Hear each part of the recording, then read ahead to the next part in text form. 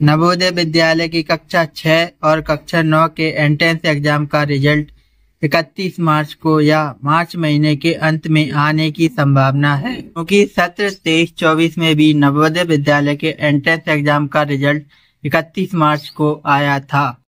परीक्षा परिणाम आने के बाद भी आपको सभी विषयों में पास होना आवश्यक है, क्योंकि तभी सिलेक्शन होने की संभावना होगी। आइए अब जानते हैं कि आप नवोदय विद्यालय के एंट्रेंस एग्जाम का रिजल्ट किस प्रकार से देख सकते हैं। सबसे पहले गूगल क्रोम ब्राउजर ओपन करेंगे, फिर गूगल सर्च करेंगे, फिर टाइप करेंगे नवोदय, फिर होम पर क्लिक करेंगे। फिर आपके पास कुछ इस प्रकार का डैशबोर्ड आएगा, जिसमें लिखा रहेगा सिलेक्शन टेस्ट 2024-25। क्योंकि अभी रिजल्ट जारी नहीं हुआ है तो ये ऑप्शन अभी आया नहीं है।